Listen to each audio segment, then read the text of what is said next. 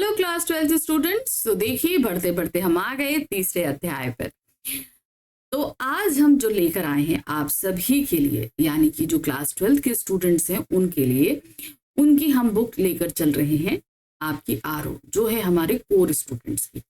इसकी हमने जो पहला पार्ट हम करा रहे हैं काव्यखंड, और काव्यखंड का आज हम तीसरे अध्याय में बहुविकल्पीय प्रश्नों को लेकर आए। तीसरे अध्याय में हमारे सामने दो कविताएं, कविता के बहाने और बात सीधी थी पर। ठीक है, दोनों ही कविताओं को हम पढ़ चुके हैं, अच्छे से समझ चुके हैं। तो आज हम जो करने जा रहे हैं दो तरीके से बहुविकल्पीय प्रश्नों को करेंगे। पहला तरीका रहेगा पद्यांश आधारित बहुविकल्पीय प्रश्न, यानी कि दोनों ही कविताओं के पद्यांश हम लेकर आएंगे और उन पर आधारित प्रश्न। दूसरा रहेगा संपूर्ण पाठ आधारित बहुविकल्पीय प्रश्न। इनको बहुत ध्यान से देखिएगा क्योंकि इसी पैटर्न में आपसे एग्जाम में भी पूछे जा रहे हैं। ठीक है, तो चलिए शुरू करते हैं फटाफट, क्योंकि एमसीक्यूज में किसी भी हाल में हमें ज्यादा समय अपना नहीं गंवाना होता है, क्योंकि ये सबसे ज्यादा स्कोरिंग और टाइम को बचाने वाला भी होता है पोर्शन। तो जितना हो सके उतना इसमें ये सारी चीजें बचाने की कोशिश कीजिए। निम्नलिखित काव्यांशों को ध्यानपूर्वक पढ़कर पूछे गए बहुविकल्पीय प्रश्नों के सर्वाधिक उपयुक्त विकल्प चुनकर उत्तर दीजिए। तो यहाँ पर हमारे सामने दो कविताओं के 4 पद्यांश दिए गए हैं, इन्हें हमें ठीक से पढ़ना है और इन पर आधारित बहुविकल्पीय प्रश्नों के उत्तर देने। पहला पद्यांश है, कविता एक उड़ान है चिड़िया के बहाने, कविता की उड़ान भला चिड़िया क्या जाने, बाहर भीतर इस घर उस घर कविता के पंख लगा उड़ने के माने चिड़िया क्या जाने। तो यहाँ पर उन्होंने बताया है कि जिस तरीके से चिड़िया उड़ती है उसी तरीके से कविता भी उड़ती है, लेकिन चिड़िया की उड़ान एक सीमित परिधि तक होती है, लेकिन कविता तो कल्पनाओं के पंख लगाकर उड़ती है, वो ना जाने कहाँ तक पहुंच सकती है। चिड़िया जो है वो घर के भीतर अंदर बाहर जा सकती है, लेकिन जो कविता है वो लोगों के मनों तक पहुंच सकती है, उनकी अंतरात्मा तक पहुंच सकती है। तो यही चीज बताई गई है कि चिड़िया जो है वो कविता के उड़ने को नहीं जान और समझ सकती है। इस पर पहला प्रश्न है, कविता की उड़ान को कौन नहीं जान सकता, वो कौन है, चिड़िया। तो सही क्या हुआ, चिड़िया नहीं जान सकती है। बाहर भीतर इस घर उस घर में कौन सा अलंकार है, तो आप यहाँ पर देख रहे हैं अनुप्रास अलंकार सिर्फ स्टार्टिंग के वर्ण में नहीं होता, जो शब्द होता है उसके आखिरी वर्ण में भी आपका अगर सिमिलैरिटी है तो भी वहां पर अनुप्रास अलंकार होता है। तो यहाँ पर आप देख रहे हैं बाहर भीतर घर घर, तो यहाँ पर रा वर्ण की आवृत्ति के कारण यहाँ पर अनुप्रास अलंकार होगा। नेक्स्ट आते हैं, चिड़िया क्या जाने में कौन सा अलंकार है, चिड़िया क्या जाने, ये क्या है, ये एक प्रश्न है, क्या है, ये एक क्वेश्चन किया जा रहा है, चिड़िया क्या जाने। तो सीधे सीधे क्या हो गया आपका ये प्रश्न अलंकार। नेक्स्ट आते हैं, कविता के पंख लगाकर कौन उड़ता है, कविता के पंख लगाकर कौन उड़ता है, कवि, चिड़िया, पाठक या कविता स्वयं। तो यहाँ पर कविता के पंख लगाकर कवि उड़ता है। कैसे, अब कविता कौन लिख रहा है, कवि लिख रहा है, कवि की कल्पनाएं हैं वो कविता में है, कविता अगर उड़ रही है तो कवि भी उन्हीं के साथ साथ उड़ रहा है कि नहीं। कविता की उड़ान को चिड़िया क्यों नहीं जान सकती, क्योंकि चिड़िया छोटी होती है, क्योंकि चिड़िया प्रभाव नहीं दिखाती, क्योंकि चिड़िया कविता को नहीं जानती, क्योंकि कविता की उड़ान असीमित होती। तो सही क्या है, क्योंकि कविता की उड़ान असीमित होती है, चिड़िया इसलिए नहीं जान सकती क्योंकि चिड़िया की उड़ान एक सीमित परिधि तक होती है, मगर कविता क्या है वो तो असीमित कहीं तक भी उड़ सकती है। अब आते हैं दूसरा काव्यांश, क्या दिया गया है, कविता एक खिलना है फूलों के बहाने, कविता का खिलना भला फूल क्या जाने, बाहर भीतर इस घर उस घर बिना मुरझाए महकने के माने फूल क्या जाने, कविता एक खेल है बच्चों के बहाने, बाहर भीतर यह घर वह घर सब घर एक कर देने माने बच्चा ही जाने। तो यहाँ पर उन्होंने जो दूसरा पद्यांश कविता का उसमें दिया गया है कि जिस तरीके से एक फूल खिलता है इसी तरीके से कविता भी खिलती है, लेकिन जो फूल होता है वो एक सीमित समय के लिए खिलता है, उसकी खुशबू एक सीमित परिधि तक फैलती है, लेकिन कुछ समय बाद वो फूल मुरझा जाता है। लेकिन कविता अगर एक बार खिलती है तो वो हमेशा खिली रहती है, और जब कोई उसे पढ़ता है तो उसकी महक को वो महसूस कर सकती है। तो कविता क्या है, एक तरीके से कालजयी है, ठीक है, ये मुरझा नहीं सकती, इसकी महक, इसका नयापन कभी खत्म नहीं हो सकता। तो फूल जिस तरीके से खिलता है, एक फूल कभी भी कविता के खिलने को समझ और जान नहीं सकता है। उसके आगे क्या है, कविता एक खेल है बच्चों के बहाने। अब यहाँ पर क्या कह रहे हैं, जिस तरीके से बच्चे खेलते हैं उसी तरीके से कविता भी खेलती है। बच्चे जब खेलते हैं तो वो ऊंच नीच, जात पात, अच्छा बुरा कुछ नहीं देखते, वो सभी को साथ लेकर खेलते हैं और हर जिस जगह पर भी मनाही हो सब जगह जाकर वो खेल सकते हैं। तो मतलब क्या है, वो एक रूपता समरूपता। उसी तरीके से कविता क्या होती है, कविता भी जब लिखी जाती है तो उसे उच्च वर्ग, निम्न वर्ग, स्त्री पुरुष, बच्चा, हर कोई वर्ग, हर कोई पढ़ता है, वो समानता होती है। तो बच्चे भी खेल इसी समान भाव के साथ खेलते हैं। तो कविता जो है वो बच्चों के खेल की मानद ही होती है। वो सभी दूरियों, सभी भेदभावों को मिटाकर लिखी जाती है, जिस तरीके से बच्चे अपने खेल को खेलते हैं। अब इस काव्यांश में पहला प्रश्न है, कविता के विकसित होने को कौन नहीं जान सकता? कवि, चिड़िया, फूल व पाठक। तो सही क्या है, यहाँ पर फूल नहीं जान सकता है। बिना मुरझाए खुशबू कौन फैला सकता है? जाहिर सी बात है, कविता, जो कभी मुरझाती नहीं और हमेशा खुशबू फैलाती ही रहती है। मुरझाए महकने में कौन सा अलंकार है? देखिए, माँ वर्ण की आवृत्ति है, मुरझाए का माँ, महकने का माँ, इसलिए यहाँ पर कौन सा अलंकार है? अनुप्रास अलंकार। पद्यांश में कविता की क्या विशेषताएं कही गई हैं? अब कई विशेषताएं हैं, ऑप्शन देखिए। यह सर्वव्यापक होती है, इसमें रचनात्मक ऊर्जा होती है, इसमें खेल के समान होती है, उपरोक्त सभी। तो ये सारी विशेषताएं, तो हम क्या देंगे? उपरोक्त सभी। कवि को किसके समान बताया गया है? फूल, कवि, बच्चों या संसार? तो यहाँ पर कविता को किसके समान बताया गया है? बच्चों के समान बताया गया। बच्चों का खेल आप बोल सकते हैं, बच्चों के समान या बच्चों के खेल के समान बताया गया है। तीसरा पद्यांश आ गया। देखिए, अब हमारे सामने दूसरी कविता है, कौन सी? बात सीधी थी पर।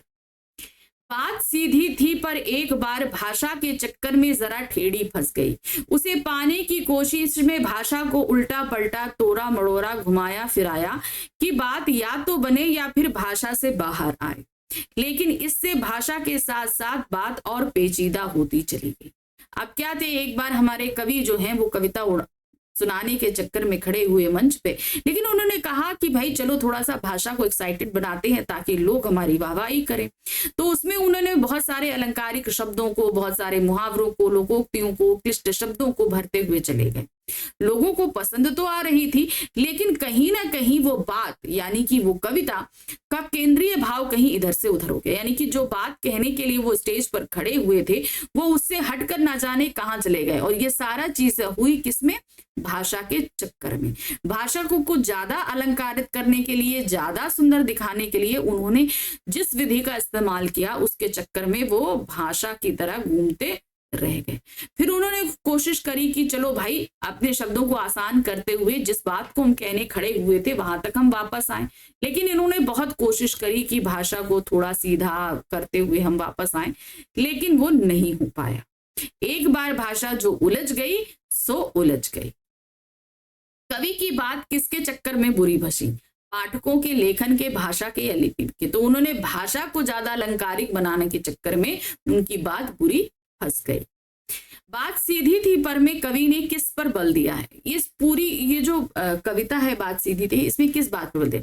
बात जो हमारी भाषा है उसकी सहजता पर, क्योंकि हम जब बात कहते हैं तो उसके सुनने वाले लोग कई वर्गों के होते हैं, भाई पढ़े लिखे भी होते हैं, अनपढ़ भी होते हैं। तो हमेशा ऐसी भाषा का इस्तेमाल करना चाहिए कि सामने चाहे पढ़ा लिखा व्यक्ति हो चाहे अनपढ़ हो, बुद्धू हो या समझदार हो, वो हमारी बात को अच्छी तरीके से समझ पाए। तो यहाँ पर क्या होना चाहिए?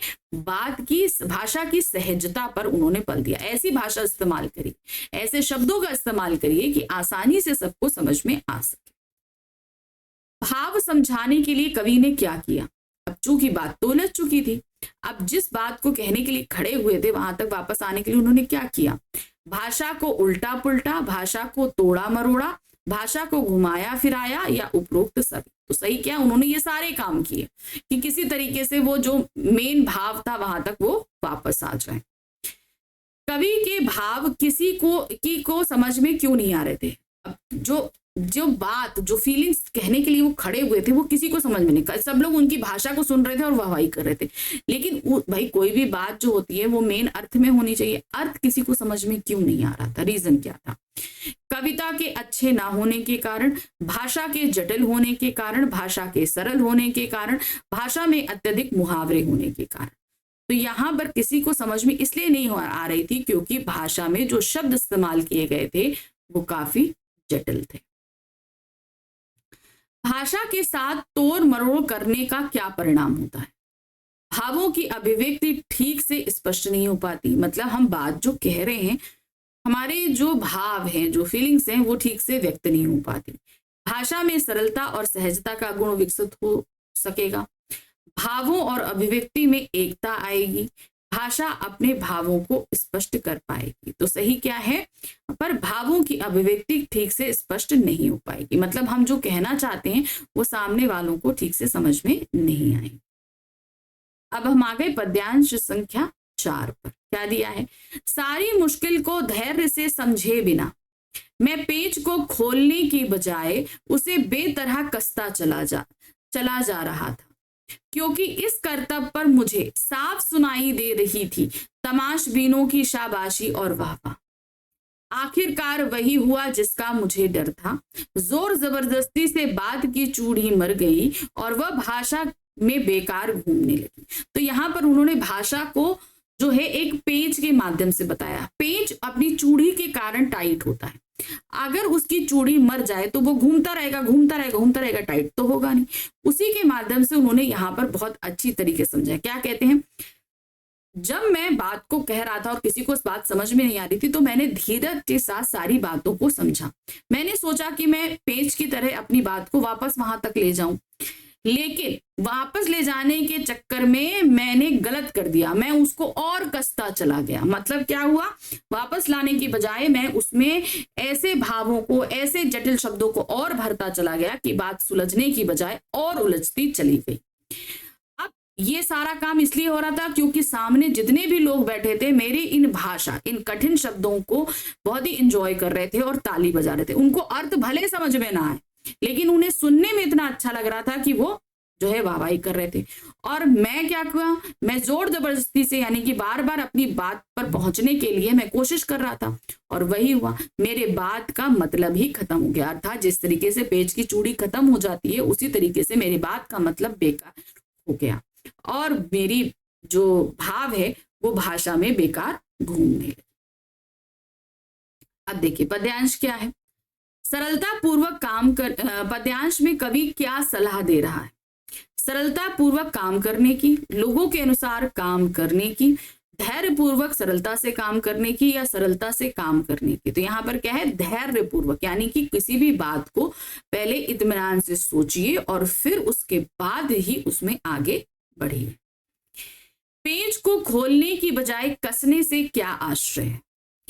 कवि बात को स्पष्ट ना करके शब्दजाल में उलझता चला गया। कवि ने बात को स्पष्ट नहीं किया। कवि ने भाषा को घुमाया फिराया या उपरोक्त सभी। तो सही क्या है? कवि बात को स्पष्ट ना करके शब्दजाल में उलझता चला गया। पद्यांशानुसार कवि के कर्तव्य का क्या परिणाम हुआ? अब ये जो कर्तव्य दिखा रहे थे ये बात को सुलझाने का, उसके बाद उसका नतीजा क्या निकला? कवि ने भाषा को बनावटी ढंग से शब्दों के जाल में उलझा दिया। सुनने वालों द्वारा कवि को शाबाशी मिली। कवि ने लाग लपेट करने वाले शब्दों का प्रयोग किया या उपरोक्त सभी। तो सही क्या था? ये करने के चक्कर में उन्हें लोगों द्वारा शाबाशी मिल रही थी। बात की चूड़ी मर गई कथन का क्या अभिप्राय है? बात का प्रभावहीन हो जाना, बात के कठिन भावों का समाप्त हो जाना, बात में सहजता का समावेश होना या बात की गंभीरता का बने रहना।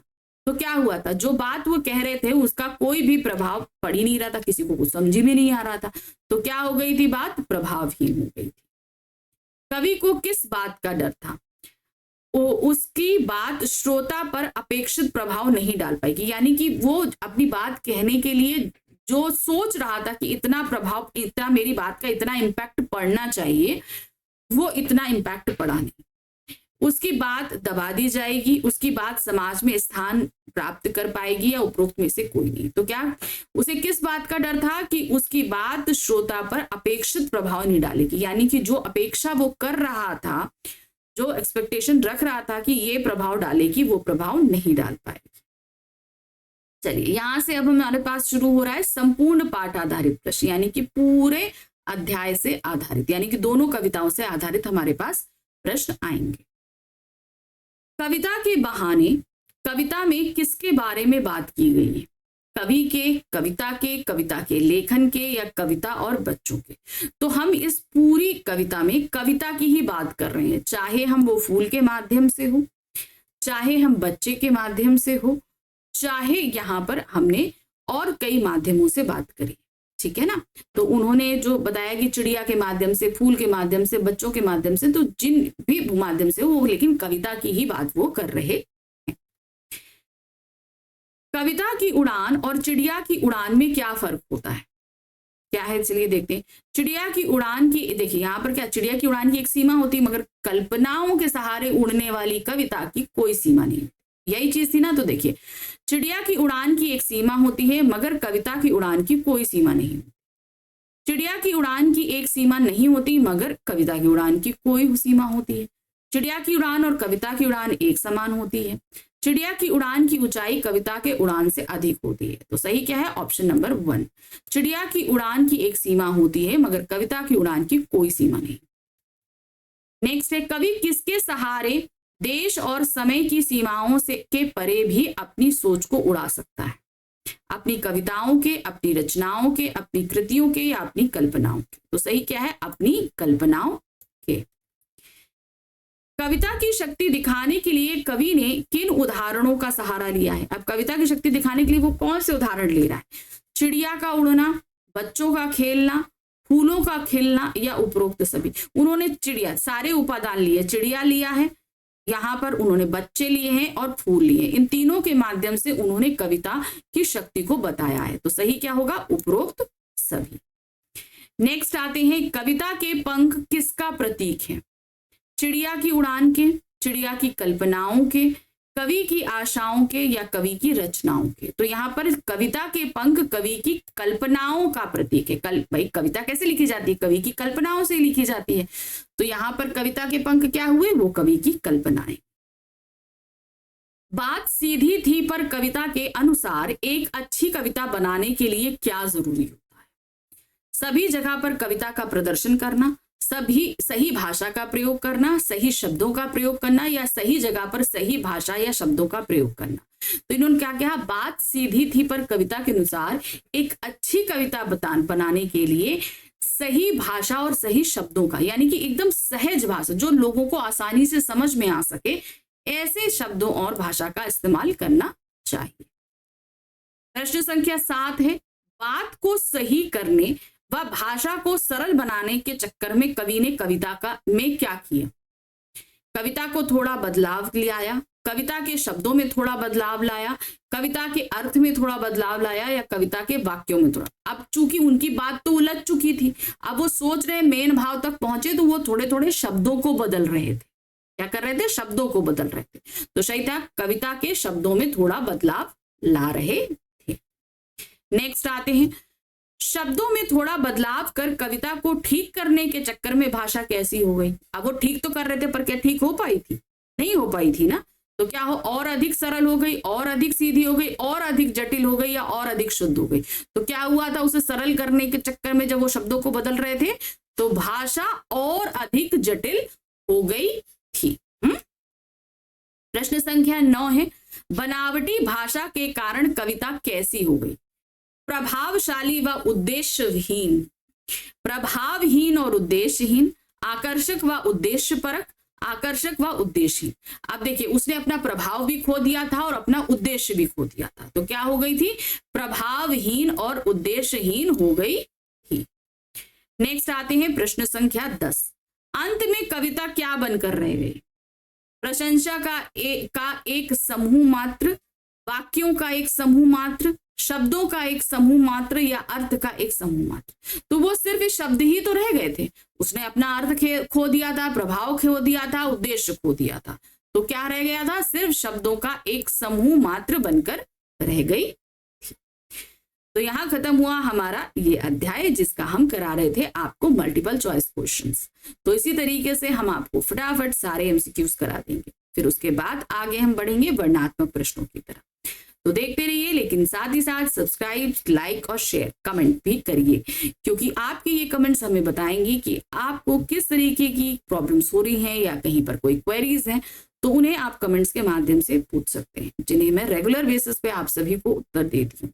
हाँ, अगर कोई और भी प्रॉब्लम है तो आप टेलीग्राम चैनल के थ्रू भी मुझसे कनेक्ट कर सकते हैं, जिसका लिंक आपको नीचे डिस्क्रिप्शन में दिया गया है। Thank you for watching, bye.